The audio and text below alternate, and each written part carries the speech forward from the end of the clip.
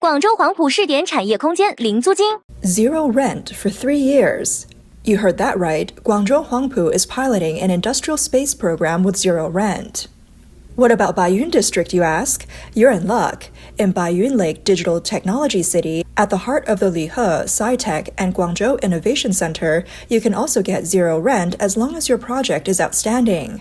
High-quality projects can even get direct funding, plus services like tech support, talent, and market resources, all for free. In the Science City, there's another groundbreaking property, like the Grade A office building right behind me. Now, they don't even charge rent. If you rent for 3 years, you get 2 years rent-free, and the park's facilities are very mature. Feel free to come for a visit and check for yourself. 可以挑我的毛病。 You can criticize my place, but can you find faults in a Grade A office building with zero rent? The first 3 years are rent-free. And from Guangpu Road and Daguan Road, it's just a 10-minute drive to Tianhe, a top standard office building, and it's free. This August, Guangzhou's Huangpu district offered 150,000 square meters of industrial space rent-free, with up to 3 years of rent relief. This space is mainly for strategic emerging industries like electric vehicles, biomedicine, and aerospace. If we calculate Guangzhou's average annual rent per square meter at 1,528 yuan, the rent relief amounts to approximately 229 million yuan per year. Many of China's major cities are following suit with zero-rent office space deals. In March, Shenzhen and Beijing already rolled out over 100,000 square meters of rent-free industrial space, with relief amounts of 274 million yuan and 176 million yuan respectively. The slogan, "Only dreams, no rent," actually reflects the difficult reality of many cities. Rent just isn't being collected. Major cities saw office supply in core business districts exceed market demand. In some places, vacancy rates are approaching or even exceeding 40%. If this situation isn't corrected soon, the market could spiral into a vicious cycle of high vacancies, falling rents, and depreciating assets. 北京也开始进入房租免费的节奏。 Beijing is also getting into the free rent game. Lihe District has set aside 100,000 square meters of space and is inviting young AI entrepreneurs from around the world to come start up their businesses, aiming to boost the AI industry. Lihe is planning to provide support in areas like computing power, industry investment, and space availability. Specifically, they are launching the Zhongguancun AI North Latitude Community in the northern Science City, offering over 100,000 square meters of space for AI enterprises. Eligible AI companies can move in rent-free for up to 3 years to support the development of AI startups. On March 29, 2025, at an AI talent development forum in Zhongguancun, Lihe District officially launched the Zhongguancun AI North Latitude Community. Their new policy provides over 100,000 square meters of premium industrial space, allowing qualifying AI startups to enjoy up to 3 years of free rent, aiming to solve the high rent issue and stimulate innovation. 民营企业座谈会开完之后，我觉得 After a private enterprise seminar, I think Beijing is the fastest to act. They offer us hundreds of thousands of square meters of 5A office space, free of rent, plus the food is cheap, just 15 yuan for a huge plate. Running a company here also comes with cross-border subsidies. Many business owners have contacted us, asking if they can also move here to set up a branch. Sure, you can. There's no rent. We get first choice, and international logistics can deliver directly to the building. 200平米内的创业空间，零租金。 Entrepreneurial spaces under 200 meters, zero rent, with 100,000 square meters offered at once, and a 2-year rent exemption. Now, more and more large cities in mainland China are joining the zero rent trend. Industrial parks and office buildings are facing enormous pressure. They have an average of a 20% vacancy rate. And in first and second cities, they're lowering their prices, turning to zero rent policies as a way to find new lifeblood. In April of this year, Suzhou launched the Guangzhou Youth Startup Plan, offering 100,000 square meters of industrial space with a maximum of 2 years rent-free. Based on the monthly rent of 70 yuan per square meter for office space in Suzhou, the annual rent relief is nearly 100 million yuan. Experts point out that with the real estate industry declining, land auctions plummeting, and the government encouraging state-owned enterprises to enter the venture capital field, many cities are now using the zero rent model to attract high-quality entrepreneurial teams. Essentially, zero rent is a way to attract attention. First, attract excellent entrepreneurial teams. Then, local government venture capital funds can identify promising businesses for investment. If a few leading enterprises are successfully incubated, their stock equity can be liquidated through capital markets, transforming into fiscal revenue. It could also bring upstream and downstream industry clusters, ultimately boosting the city's employment rate, population inflow, and tax revenue. The emergence of zero rent is a desperate response to two key pressures on cities. First, the rising vacancy rates of industrial plants and commercial offices, leading to an oversupply. Second, the current economic slump, which means that new tech industries, limited by funds, are growing slowly and unable to bear the high rent of commercial office buildings. In 2025, office buildings in first and second tier cities across the country will face serious challenges. According to data from the 5 major banks, the average vacancy rate of office buildings in Beijing, Shanghai, Shenzhen, and Guangzhou exceeds 21%. One business district in Shenzhen has exceeded a 30% vacancy rate. At the same time, the supply of new office buildings in major cities is expected to increase by nearly 70% year on year, which means the oversupply situation is intensifying. Many property owners are facing the risk of asset devaluation. The blogger adds, currently, the office building market is facing 3 core issues. The first is the severe imbalance between supply and demand. The supply of new office buildings far exceeds market absorption, which directly leads to increased competition and continuous rent declines. Second, there's a significant regional divide. Office buildings in different locations within the same city face drastically different market conditions. Third, in the context of government monetary policy easing, new office buildings and industrial parks with their price advantages are siphoning off some clients from Grade A office buildings, further exacerbating market chaos. Given this industry layout, traditional operating models can no longer sustain. How to break through this situation is the most pressing issue professionals are trying to solve. The question is, can zero rent really save an industry facing vacancy rates as high as 30%? Zero rent isn't without risks. It's definitely a potential pitfall for the local market. The first problem is the internal competition among parks, which is bound to upset the rent system. If several parks offer zero rent at the same time, it turns into a price war. I'll waive rent for 1 year, you waive 2 years.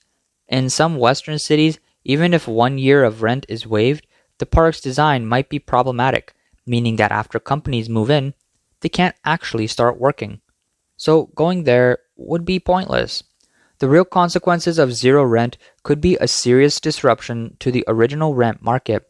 Another issue is that many tech startups might start waiting. If it's free now, why pay rent? In the first half of this year, statistics showed that in cities like Beijing, Shanghai, Guangzhou, and Shenzhen, many small tech companies faced serious problems renewing their leases. Now everyone is waiting, thinking, what if next time they offer 500,000 or 1 million square meters with even more discounts? Why should I renew now? If I sign for 2 years, I won't get those future benefits. The blogger also points out that zero rent brings 2 more problems. First, how do you ensure the quality of the companies moving in?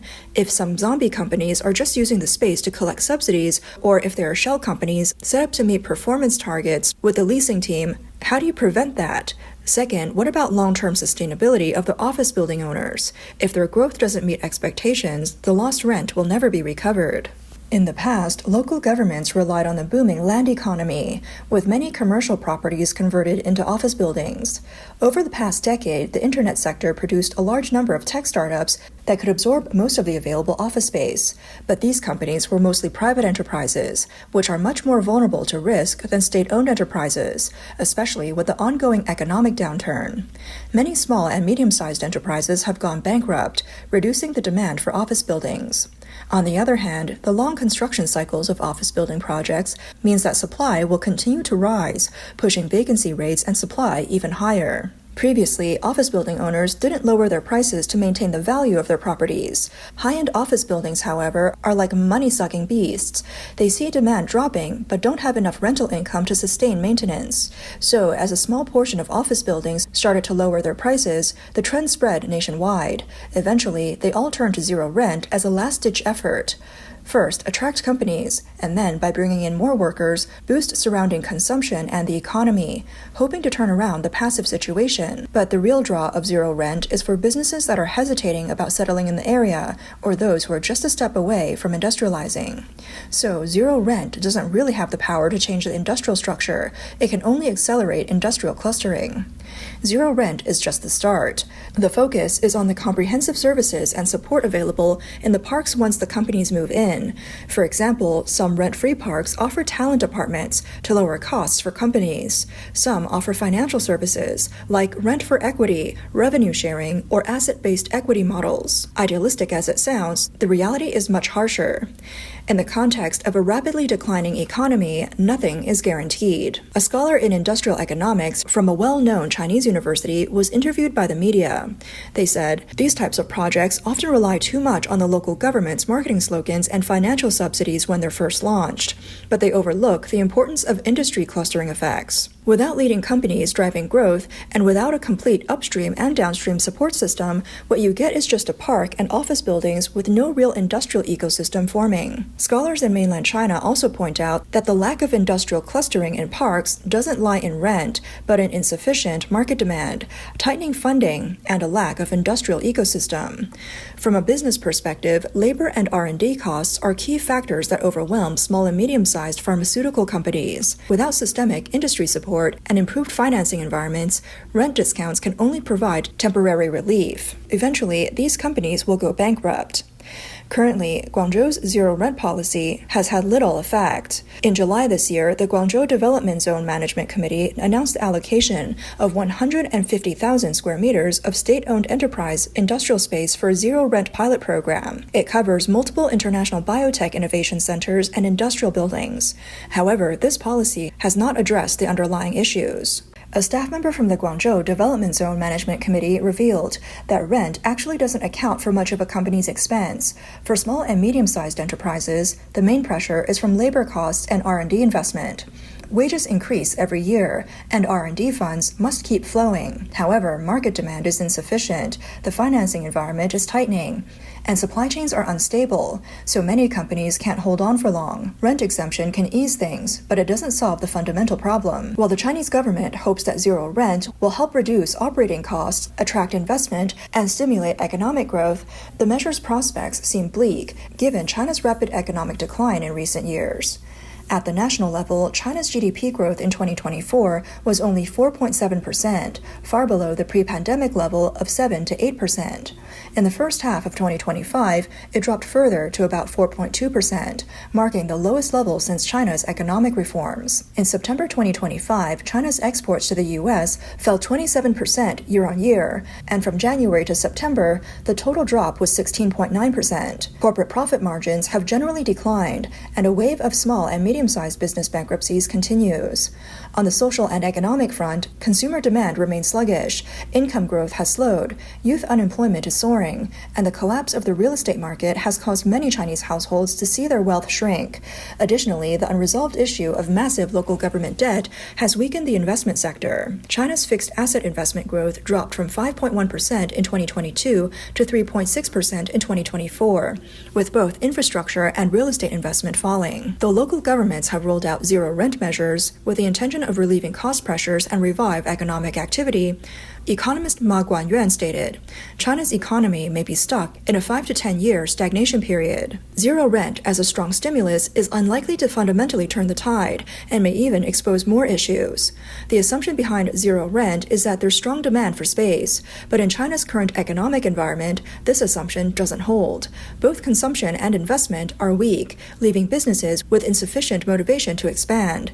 Even with zero rent, many small and medium-sized enterprises still face shrinking markets markets and declining sales, making it impossible for them to sustain operations. Critics argue that this is drinking poison to quench thirst.